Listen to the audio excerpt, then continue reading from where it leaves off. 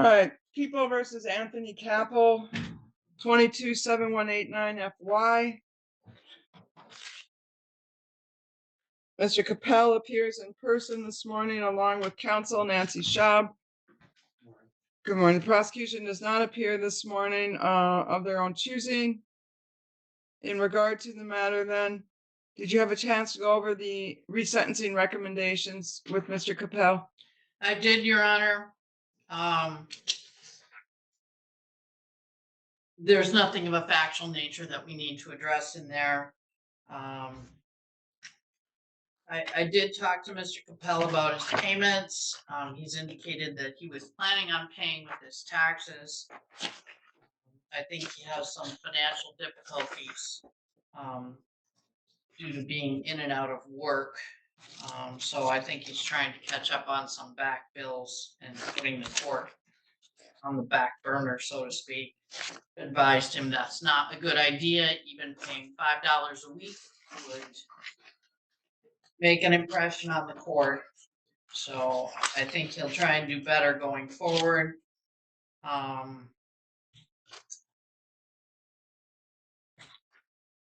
With regard to the drug screen today, he advises. In what respect are we not going to pass? Said he was going to be positive for marijuana and meth. Well, I think that's a real good reason, Mr. Capel, to start looking at why you can't make any probation cost payments. You're spending it all on meth. Anyway, go ahead, Ms. Schaub. I'm sorry. Go ahead. Your Honor, he was honest with me that he would not pass. I discussed with him where he got it, and he apparently said it was a gift. But obviously, given his circumstances, that was not a wise choice. But he does have a full-time job. If he goes to jail for 15 days, I don't know if that job will be available when he gets out of jail. So I don't know what the court wants to do with Mr. Capel. I don't know how. I had notes prior to his pleading to this that he had been testing clean and doing what he was supposed to do, but apparently he's gotten a little bit off track. I'm hoping the court will give him one more break and not put him in jail today. Thank you. Mr. Capel, anything you'd like to add? Yeah, I work at hometown right now. We're reduced to winter hours. What? We're reduced hours right now because it's the slow season. So I'm only getting like 32-ish a week. So it's like $500 a paycheck, roughly, give or take, after taxes. But I should have enough to pay for, if not half, majority of the court costs that I owe. Because of 4 seasons, I clocked enough hours, I think.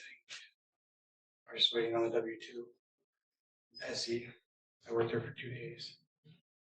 Yeah, I'm gonna go out on a limb here and say the real problem isn't your unpaid probation fees. What's about to blow up in your face today are the drugs. That's what's coming back to destroy you. Well, Mr. Capel, anything else you'd like to add? May should go back to regular hours, so I'll have a lot better time. How long have you been there? Since July. And what are you working now then?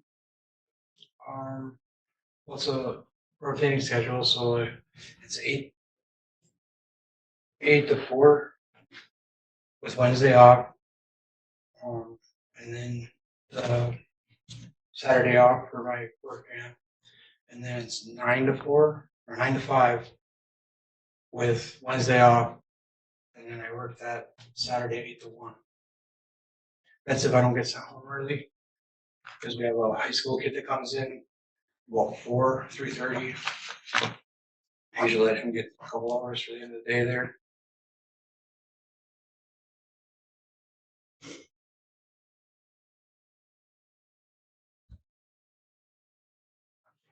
Well, I have some serious concerns here. This was an underlying felony, Mr. Capel.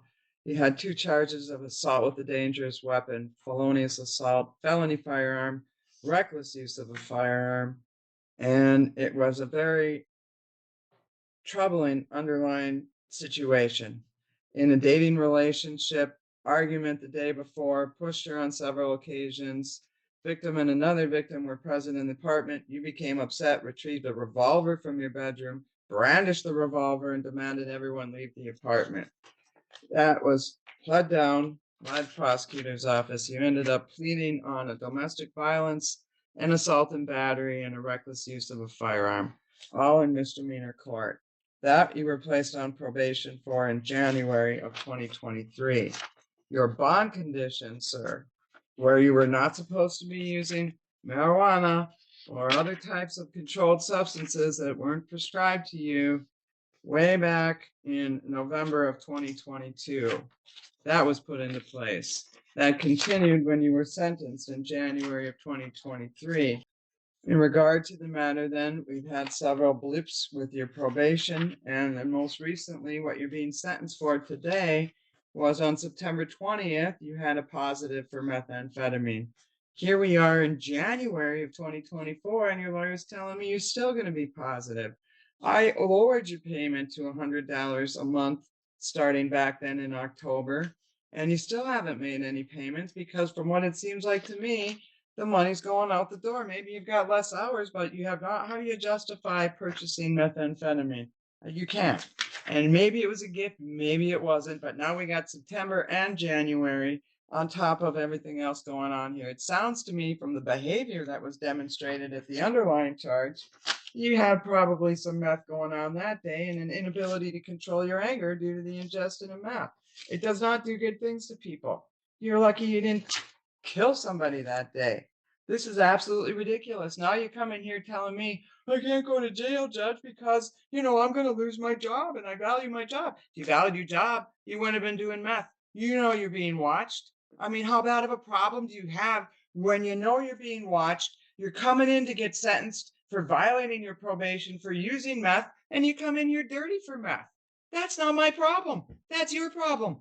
That's a big problem. That's what you're telling me. Red flags going up all over. Problem, problem, problem. Can't even control my behavior enough when I know I'm going to go to court and get sentenced. So I am sorry, Mr. Capel. Sometimes we are our own worst enemies, aren't we? I don't know what to tell you here, but this is absolutely ridiculous. Give me 3 weeks, I can guarantee. She's Clean. not worried about the payment. She's worried about you didn't I can interrupt guarantee me. you clean UA, and then I'll guarantee everyone after that to be clean. Yeah, well, you should have been doing that all along, Mr. Capel. So this is where you're at today. I'm going to continue your probation. If you can't establish clean testing, get used to the bunk rack over there, because that's where you'll be back. Your outstanding balance is $795. I will allow that continued payment to commence 30 days after his release from jail. Recommence. That was $17.95, Your Honor. What did I say? $17. $17.95. I'm not going to assess another attorney fee. We'll take that off of there.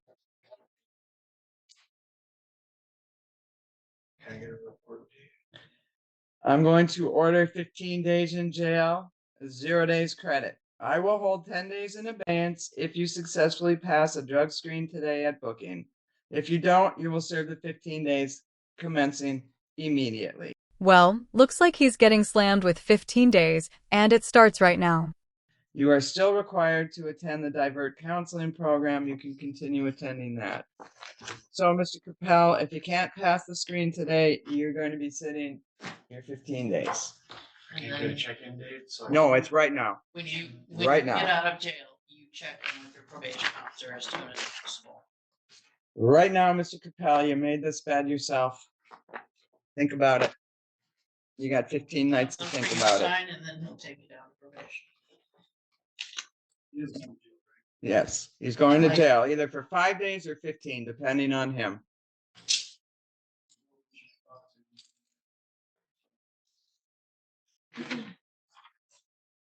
So if you test clean, you'll be out in time to go to work on Monday. That key is in your hands. I can't do anything about it. In regard to the matter, that's that. Did you understand your appeal rights then, Mr. Capel? Yes, Your Honor. All right.